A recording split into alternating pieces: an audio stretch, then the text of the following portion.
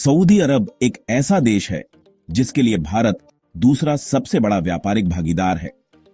भारत के प्रधानमंत्री मोदी जी इस समय इसी सऊदी अरब की यात्रा पर हैं, जहां दोनों देशों के बीच व्यापारिक वार्तालाप होने के साथ साथ कूटनीतिक बातचीत भी चल रही है।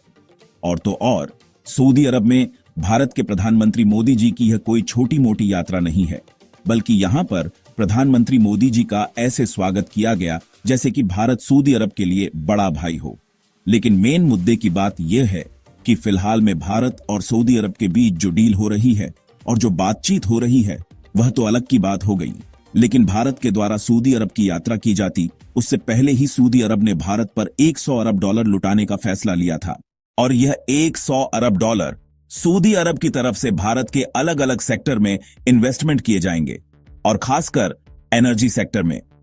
और एनर्जी सेक्टर के मामले में भी कोई ऐसे वैसे क्षेत्र में नहीं, बल्कि इंडिया में ऑयल रिफाइनिंग और पेट्रोकेमिकल फैसिलिटी को बढ़ाने में इन्वेस्टमेंट किया जाने वाला है। और इतना ही नहीं, बल्कि एनर्जी सेक्टर में इसके अलावा भी कई प्लान को भारत और सऊदी अरब दोनों एक साथ लेकर आगे बढ़ रहे हैं। चलिए पूरी डेवलपमेंट को इस वीडियो में समझते हैं, लेकिन आगे बढ़ने से पहले इस वीडियो को एक लाइक करके चैनल को सब्सक्राइब जरूर कर लीजिए, क्योंकि आपके लिए तो यह 1 सेकंड का काम है, लेकिन इससे हमारी काफी बड़ी मदद होती है। सबसे पहले आप अपनी स्क्रीन पर इस मैप को ध्यान से देखिए, जिसमें पिंक कलर से हाईलाइटेड एरिया हमारा इंडिया है। और इंडिया के पश्चिम साइड में अरेबियन सी के बाद यहां पर खाड़ी देश मौजूद हैं, और इन्हीं खाड़ी देश में यह जो येलो कलर से हाईलाइटेड एरिया दिखाया जा रहा है, यही है सऊदी अरब। यानी कि इस मैप को देखने के बाद आप कुछ समझे ना समझे, लेकिन एक बात साफ साफ समझ सकते हैं कि भारत और सऊदी अरब के बीच का सी रूट यानी कि समुद्री रास्ता बेहद ही आसान और सीधा है। और समुद्री रास्ता दो देशों के बीच सीधा होने का मतलब यह है कि दोनों देशों के बीच अगर कोई अन्य तनाव नहीं है तो व्यापारिक स्थिति काफी ठीक होनी चाहिए, क्योंकि डायरेक्टली अगर समुद्र के जरिए दो देशों के बीच के रास्ते जुड़ते हैं तो ऐसे में सामानों का इंपोर्ट और एक्सपोर्ट शिपिंग के माध्यम से करना बेहद ही आसान होता है। और साथ ही अनेकों झंझटों से छुटकारा मिलने के कारण ट्रांसपोर्टेशन लागत भी बेहद ही कम आती है। लेकिन अच्छी बात यह है कि भारत और सऊदी अरब दोनों एक दूसरे के साथ बेहद ही घनिष्ठता, यहां तक कि बड़े भाई और छोटे भाई की तरह अपने रिलेशन को बनाकर आगे चल रहे हैं। लेकिन ऐसा लग रहा है कि अभी तक यह रिश्ता थोड़ा दूर का था, लेकिन अब यह रिश्ता और भी ज्यादा पास का होने जा रहा है। क्योंकि देखा जाए तो भारत और सऊदी अरब के बीच द्विपक्षीय व्यापार संबंध समय के साथ मजबूत हुए हैं, जहां वित्तीय वर्ष 2022 से 23 में दोनों देशों के बीच कुल व्यापार 42 अरब डॉलर से अधिक रहा, जिसमें भारत के द्वारा अनाज, मसाले और मशीनरी कंपोनेंट के साथ साथ इलेक्ट्रॉनिक कंपोनेंट्स भी एक बड़े लेवल पर एक्सपोर्ट किए जाते हैं, जिससे भारत को हर साल सऊदी अरब के मार्केट से 1 अरब डॉलर की कमाई होती है,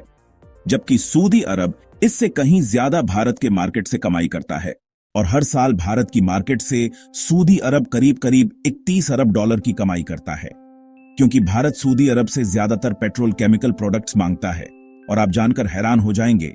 कि इस 31 अरब डॉलर में भारत ने केवल 26 बिलियन डॉलर तो कच्चा तेल और पेट्रोलियम प्रोडक्ट खरीदने के लिए ही सऊदी अरब को भुगतान किया है।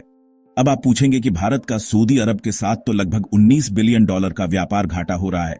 क्योंकि हमारा एक्सपोर्ट कम है और इंपोर्ट ज्यादा है। तो इसके लिए आपको बता दें कि हां, यह बात जरूर ठीक है कि भारत सऊदी अरब के साथ व्यापार घाटे में है, लेकिन इसका मतलब यह नहीं है कि भारत को सऊदी अरब से कोई फायदा नहीं है। बल्कि कमाल की बात यह है कि भारत अपने फूड प्रोडक्ट जैसे कि मसाले और बाकी की चीजों से धीरे धीरे सऊदी अरब के मार्केट को भी कैप्चर करता जा रहा है,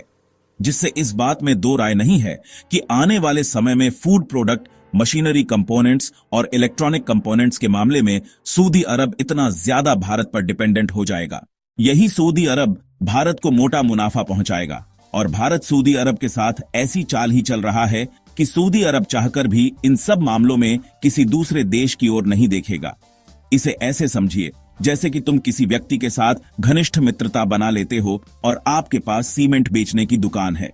तो ऐसे में सीधी सी बात है कि जब आपके दोस्त को सीमेंट खरीदना होगा तो वह सबसे पहले खरीदने के लिए आपके पास ही आएगा।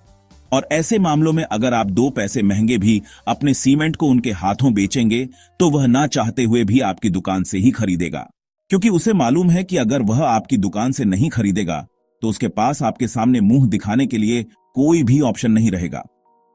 इसी तरह सऊदी अरब के साथ घनिष्ठ मित्रता बनाकर भारत सऊदी अरब को उन मामले में अपने आप पर डिपेंडेंट कर रहा है जिन मामले में भारत एक बड़ा सप्लायर बनता जा रहा है। और इतना ही नहीं, बल्कि हमने आपको यह भी बताया कि भारत हर साल तो लगभग $26 बिलियन का केवल पेट्रोलियम प्रोडक्ट और कच्चा तेल ही सऊदी अरब से खरीद लेता है, जिससे हमारा मोटा मोटा पैसा सऊदी अरब के हाथों में चला जाता है। लेकिन मैं आपको बता दूं कि यही सऊदी अरब डायरेक्टली नहीं लेकिन इनडायरेक्ट जो तेल भारत को बेच रहा है और भारत से जितना कमाई कर रहा है उससे कई गुना ज्यादा यह भारत की कमाई करवाने जा रहा है। दरअसल आप रिपोर्ट में देख पाएंगे कि सऊदी अरामको, जो कि सऊदी अरब की natural gas and oil exploration और प्रोक्योरमेंट के मामले में दुनिया की नंबर 1 कंपनी है, इन्होंने भारत की बीपीसीएल और ओएनजीसी के साथ मिलकर बहुत बड़े इन्वेस्टमेंट का प्लान बनाया है। और इस इन्वेस्टमेंट की खास बात पर ध्यान दिया जाए तो सऊदी अरब भारत के ऊर्जा क्षेत्र में विशेष रूप से रिफाइनरी और पेट्रोकेमिकल सेक्टर में महत्वपूर्ण निवेश की योजना बना रहा है, जहां भारत की तेजी से बढ़ती ऊर्जा मांग और वैश्विक रिफाइनिंग हब बनने की क्षमता को देखते हुए सऊदी अरब अपनी तेल कंपनी सऊदी अरामको के माध्यम से इस निवेश का संचालन कर रहा है। और इन्वेस्टमेंट में भी थोड़ा बहुत इन्वेस्टमेंट नहीं किया जा रहा,